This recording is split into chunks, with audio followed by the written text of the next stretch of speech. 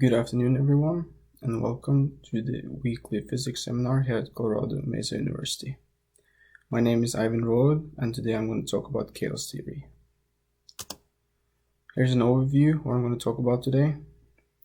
First, some history of chaos theory, linear and nonlinear dynamics, which chaos theory rises from, the Lorenz Attractor, which is a chaotic system, numerical solutions with Python, Euler Method, Runge-Kutta 4 method, which I'm currently working on with my research, and two examples of chaotic systems. One is the electronic chaotic oscillator, and one is the double pendulum. First off, the butterfly effect. The butterfly effect is one of the principles of chaos, and it says that a butterfly in China can cause a hurricane in Texas. It could take a lot of time and a lot of events happening in between, but it can be traced down to that if the butterfly in China did not flap its wings at that exact point in space and time, the hurricane would not have happened. In other words, very small changes in initial conditions might lead to large effects as time goes by. So, what is chaos theory? The definition of chaos theory is the branch of mathematics that deals with complex systems whose behavior is highly sensitive to slight changes in conditions, so that small alterations can give rise to strikingly great consequences. So, chaos theory pretty much deals with the transitions between order and disorder. And what can chaos theory be used for? It can be used to explain complex systems that their behavior at first look random, and then by applying chaos theory, you can show that there is a pattern in the randomness, and it can be modeled quite precise. Some applications that chaos theory can be used for. It can be used to describe dynamic systems like the double pendulum. It can be used to predict weather forecasts. That's what Edward Lorenz were doing when he found a lot of the basics for chaos theory. It can be used in cryptography, more precise for encryption algorithms. It can be used in robotics, that instead of the trial and error behavior that usually we're describing robotics systems, now they can build a more predictive model. Chaos theory can be used to explain economics and politics, and it can also be used in biology, predicting population models and ecological systems for animals and plants, like we see on the right hand side here with the model. So, the history of chaos theory.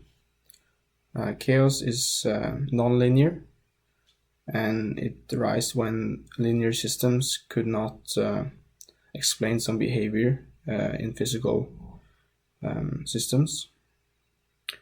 And the chaos theory came from ergodic mathematics studies. And here's a small timeline of important events. So in 1880s, Henry Poincaré were studying the three-body problem, which you can see modeled on the right-hand side here.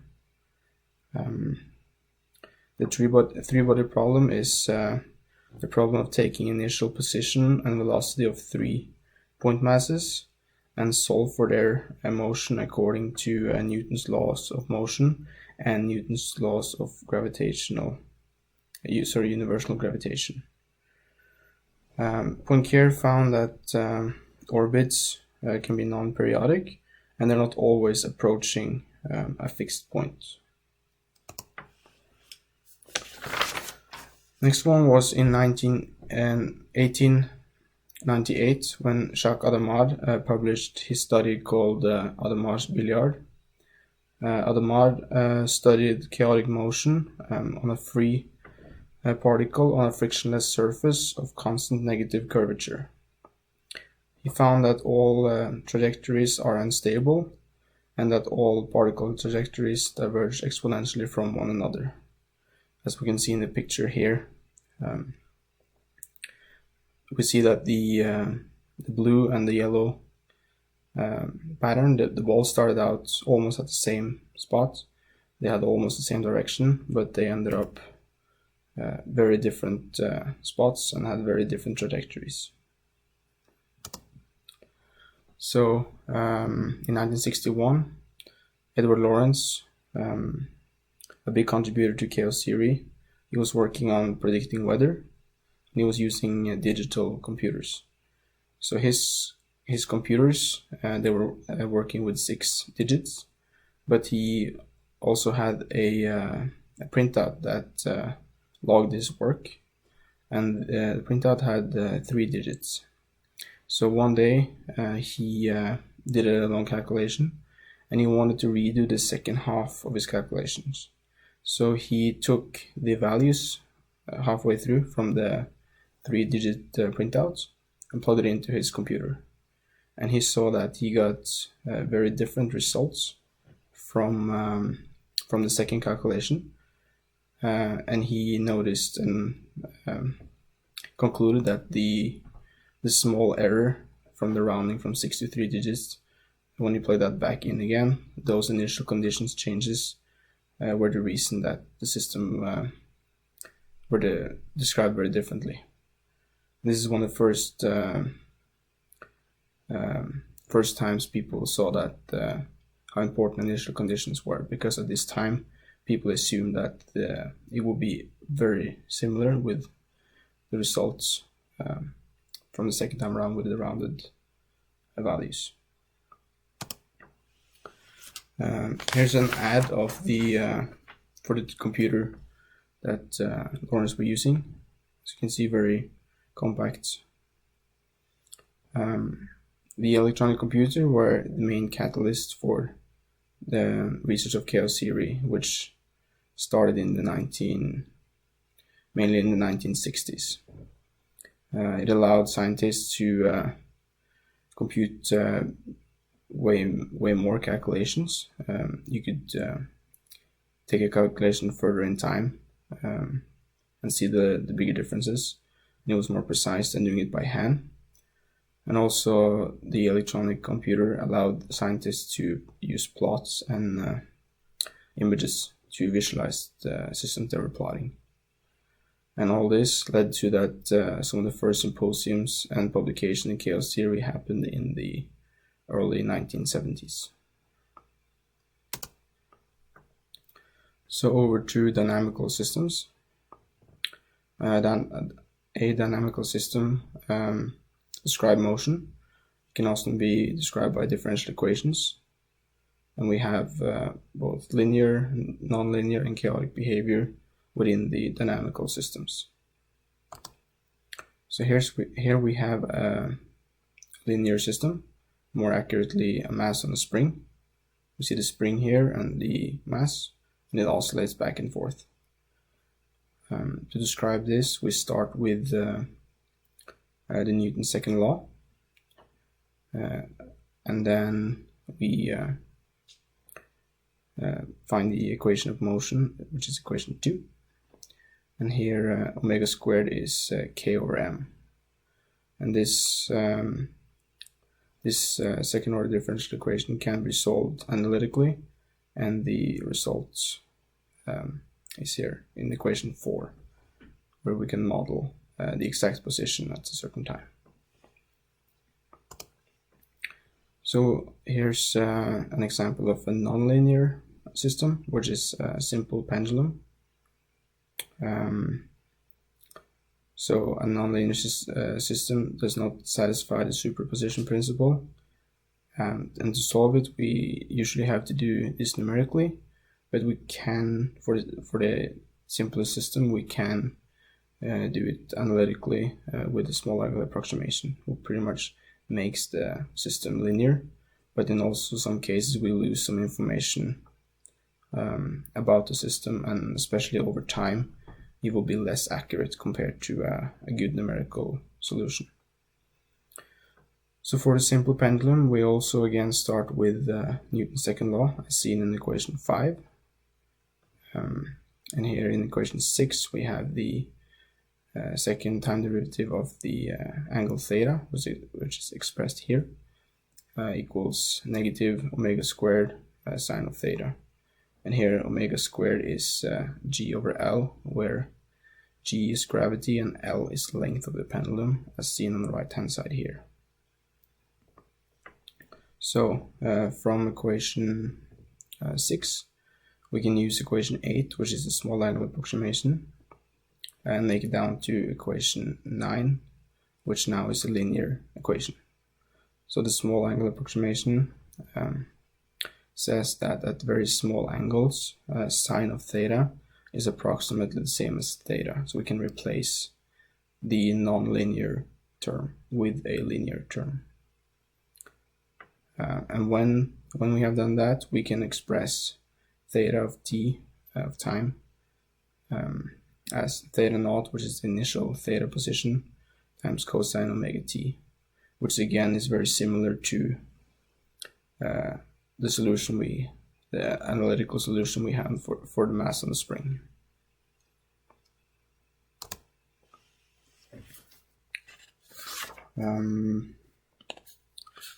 For a dynamical system to be chaotic, it must be sensitive to changes in initial conditions, and chaos theory is a branch of nonlinear systems. So over to the Lorenz Attractor. It is a system of 3 ordinary differential equations describing chaotic behavior. On the right hand side, we can see an animation of it, and we can see that it doesn't really approach a fixed point, and it has chaotic motion. Here we see equation 11 to 13 is the system of equations, and now we're going to see how we arrive at those. So we start with a Rayleigh-Bernard Convection system, as seen here. It is a 2D system modeling fluid convection, and here the fluid motion occurs when the Rayleigh number R is greater than the critical Rayleigh number RC. And here we see that the Rayleigh number is gravity times coefficient of thermal expansion times the height times the change in temperature, which is from the bottom to the surface on top, all divided by nu, which is the kinematic viscosity, and kappa, which is the thermal diffusivity. Here we have heat is applied from the bottom, and we see that the warm water rises and the cold water sinks, and that's what causes this fluid flow. So here is the equation of fluid dynamics that we use to describe that system we just saw. We start then with the first one here in green, conservation of mass. Here the first term here is the change in density over time. The second term is the divergence of the velocity of the fluid flow, which is expressed as u. The next equation is the Navier-Stokes equation for incompressible fluids. And here Q is the variable of interest, which is what we will plug in on the next slide. F is the given source. And the last equation we use here is the heat equation for convection. Again, here we have Q represented, we have the velocity of the fluid flow represented, and here we have a term B, which describes the creation or destruction of the quantity.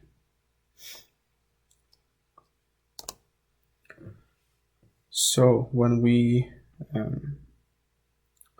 specified for our systems, we first apply the Bosniesque approximation. which removes the del rho from the first term, because this says that the change in density, we take that out of it unless it's multiplied by g, and that makes the whole system easier to describe and work with. As again, this is a 2D convection system of fluid, and the big difference here is that we now have two of the Navier-Stokes equations, and that is because we have a term here for v of x and one for v of c. The big difference between them is that, see this term here, g alpha t, where g is gravity, alpha again is the coefficient of thermal expansion, and t is the temperature. We do not have that in the first of the Navier-Stokes equation, which is relating to the v of x. That is because c is the height, the depth direction, and there is no change in thermal expansion in the x direction. All the temperature change happens in the c direction, which in this system is vertical.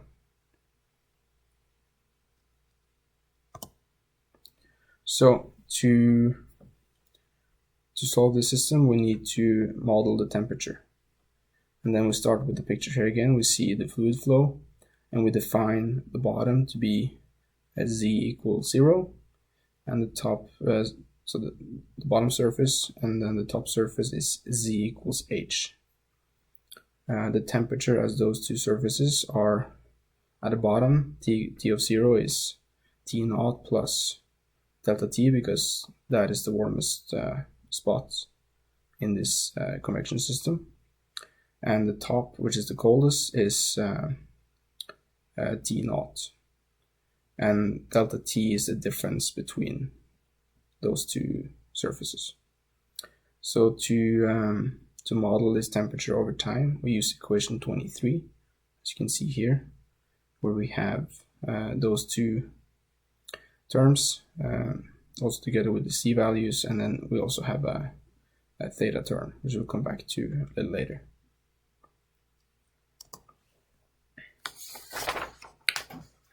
So then we're introducing a stream function of the fluid flow, which we call psi. And psi here is defined by that v of x is negative del psi del z, and v of z is del psi del x. So we now plug those into our other system of equations, and we plug equation 1, which was the mass equation, also into the two using the expressions we got from there. Now we see we still have two Navier-Stokes equations, and to make them to compress it into one, we differentiate the first one here, number 24, with respect to z, and the second one, equation 25, with respect to x. And then we subtract equation 24 from 25, and we arrive at equation 26, which you can see here. For the heat equation, we plug in the expressions for psi and temperature, which leads to the that we now have theta in here. And here we have the that h is the depth of the fluid, delta T is temperature difference, G is gravity, alpha is coefficient of thermal expansion, kappa is thermal diffusivity, and nu is kinematic viscosity. So to define psi and theta, this was done by Rayleigh earlier in the early part of the 1900 centuries.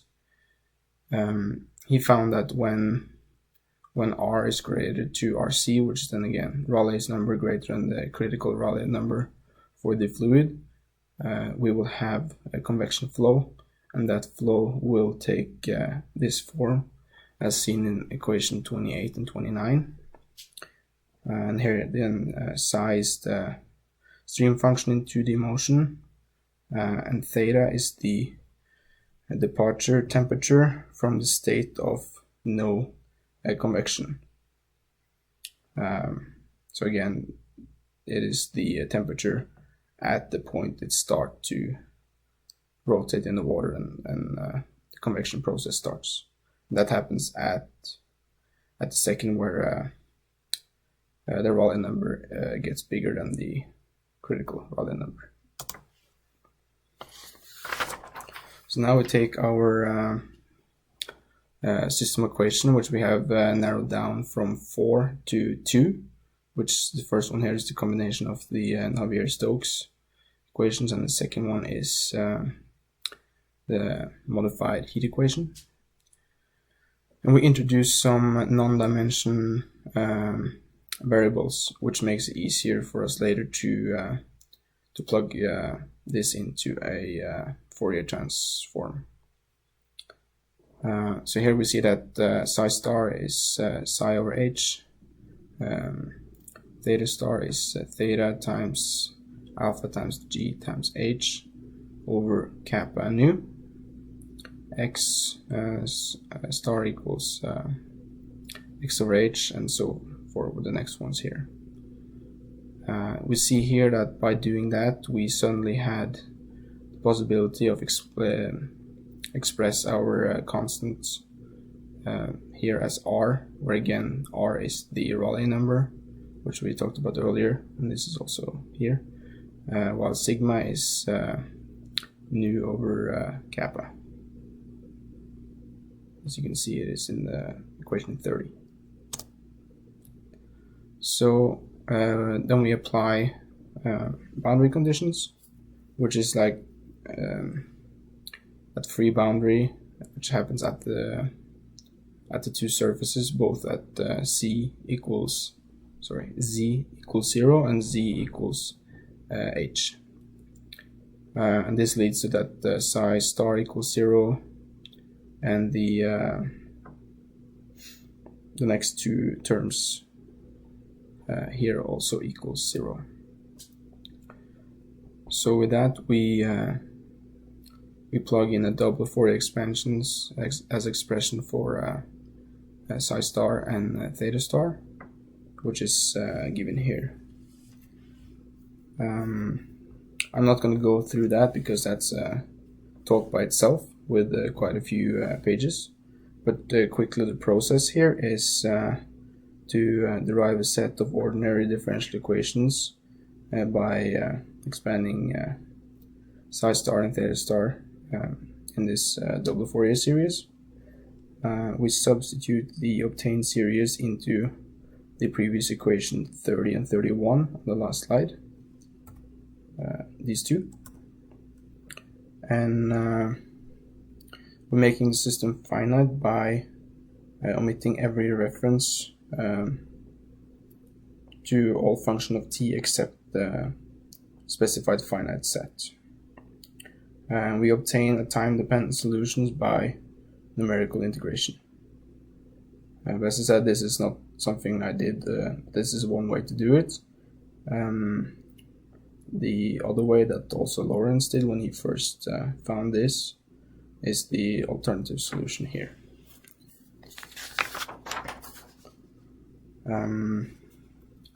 So here this happens at a critical Rayleigh number of 27 pi to the 4th power over 4, and this happens when a squared is 1/2, and again a is a relation between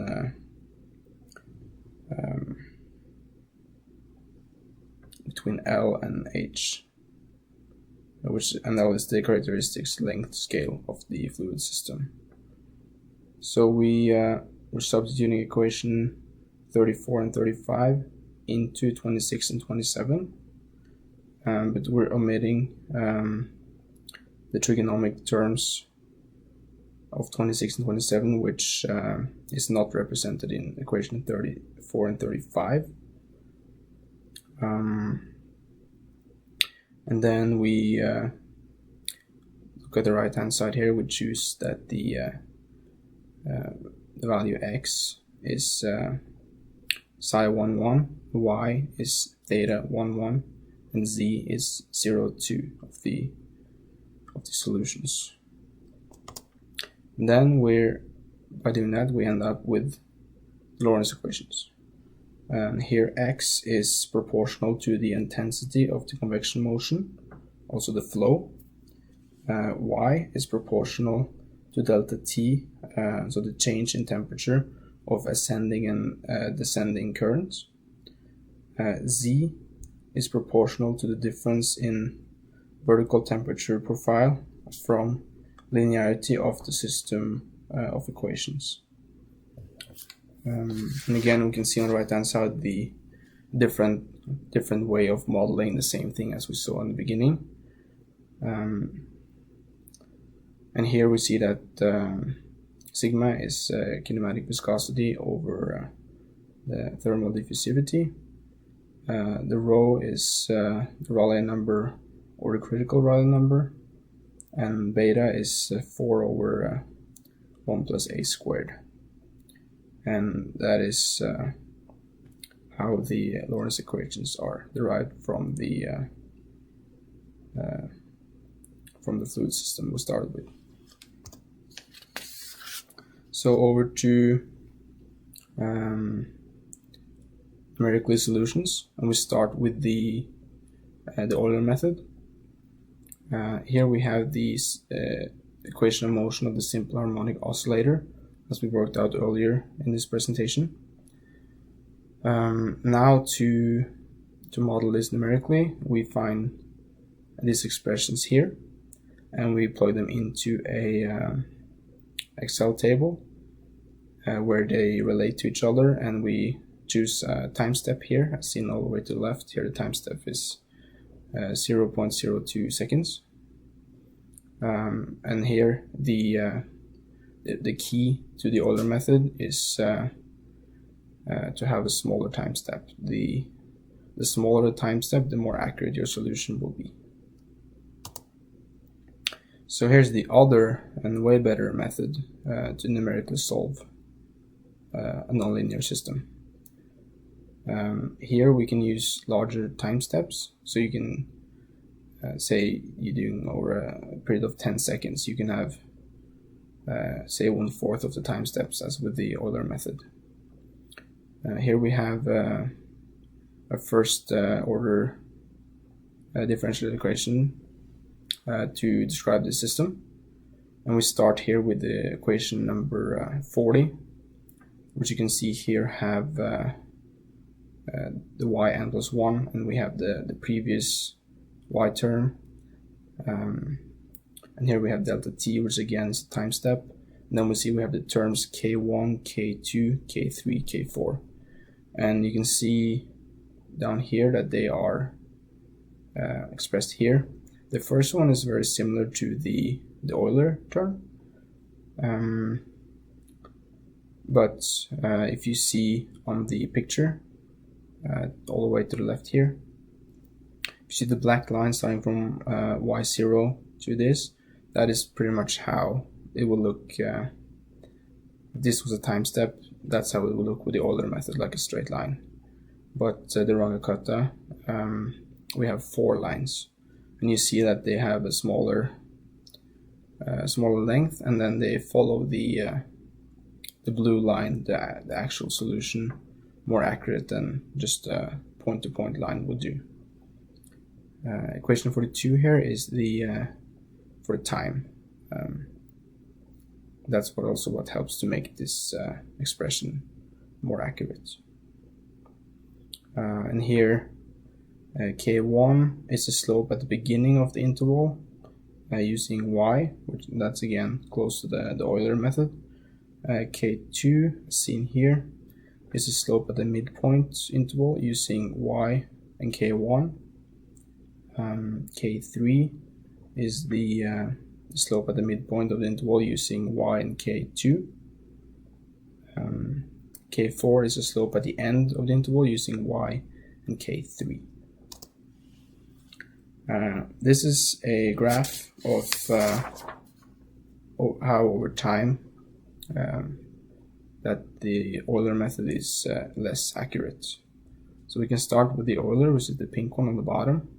We see that it's quite different from the red one, which is the actual solution. And then we have an improved Euler, the blue one here. They have used half the time step, so it's more accurate. Then we have the green one, which is the Euler method, which is pretty much a Runge-Kutta 2 method, so better than the Euler but less precise than the Runge-Kutta 4, which is the yellow line, which is very similar and following the red exact solution very nicely. So over to my research. My research is that I will solve chaotic dynamic system using the Runge-Kutta 4 method in Python. I will compare the numerical solution to an electronic chaotic oscillator, and then at last I will build a physical double pendulum that can be observed and measurement can be obtained, so that I again can test my my Runge-Kutta plots in Python to compare the results. When I started, I not used Python before, so I spent quite a bit of time to learn how to use Python and also read about chaotic systems and the Runge-Kutta method before I got going with that.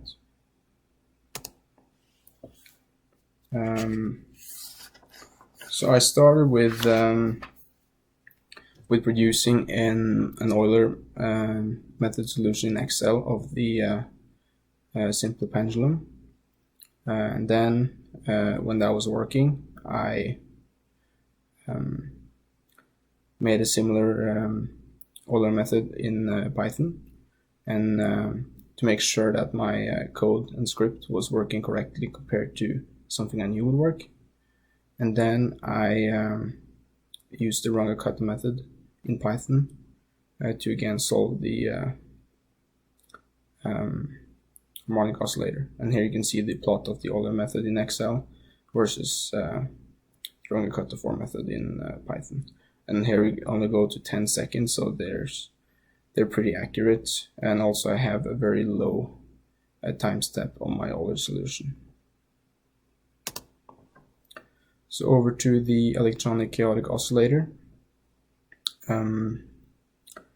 This is an RC circuit, and this is what inside that electronic chaotic oscillator we have on campus, which Chuck Burke built and gave to us. And here the circuit is based on a study made by Kears, which is called precision measurement of a simple chaotic circuit. An RC circuit has both resistors and capacitors, that's from its name, and the important thing here is the time constant, which is R times C, which defines how fast signal travels through the circuits and how fast the capacitor charges up. Here in this circuit, the resistors are 47k ohm and capacitors are 1 microfarad, except for R naught here, which is 157k ohm. The input voltage in this circuit is 0.25 volts. This circuit also has multiple dual LMC 6062 amplifiers, which are chosen because of their high impedance. If you look all the way up in the right hand corner here, marked with D of X, this is a sub-circuit that will show in a minute, and this is what leads to chaotic behavior in the system. That's what we have here. Here we have the two diodes, which is what causing it. You can see what happens. Here we have V out as a function of V in, and we see that only positive voltage passes. So we have a sine wave coming in, and it pretty much just cuts the negative part of the sine wave out.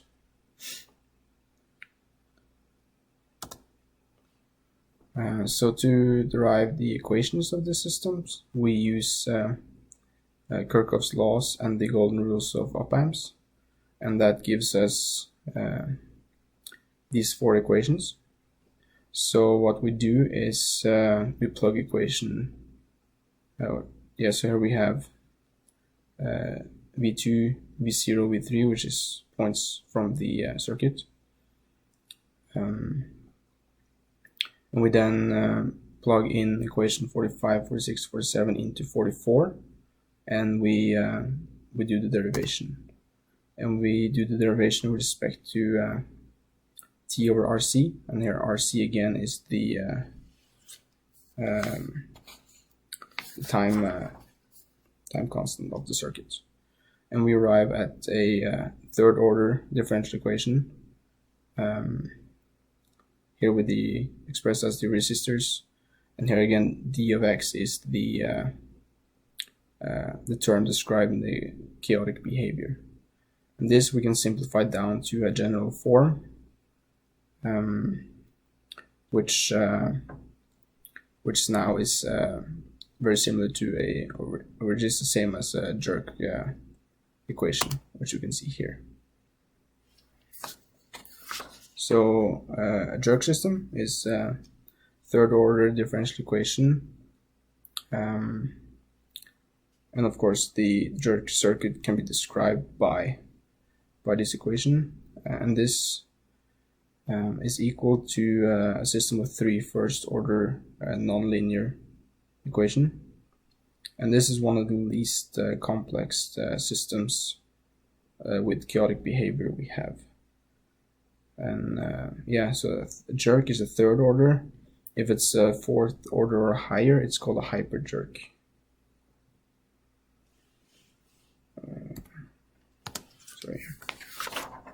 So to monitor this circuit, we need three oscilloscopes. The first one is for incoming B and C, just a normal oscilloscope. The second one is to have the two B and Cs from monitoring the difference between going in and out of in the phase space display of the circuit. The third one has to be a digital one, so that we can monitor the FTT signal. Okay, over to the double pendulum, as you can see here.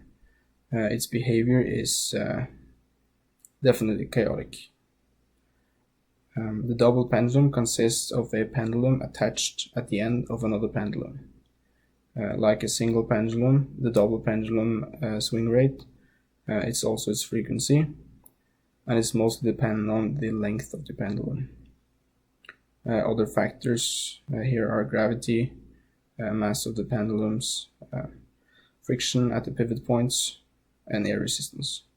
And a longer pendulum here would lead to a lower frequency. Okay, so to describe the double pendulum, we start with the Lagrangian equation, which is equation 49, which states kinetic energy minus potential energy, where we rewrite that as linear kinetic energy plus rotational kinetic energy and minus potential energy. And we replace this with numbers here. And here x1, y1, x2, y2 refers to the center of the masses. We'll come to the next slide.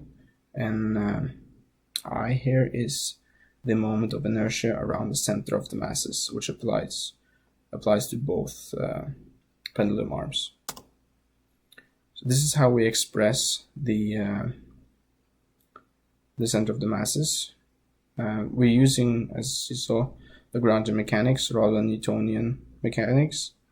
So we rewrite in terms here of theta, and here we see theta 1 is the angle between the first pendulum arm and the y-axis.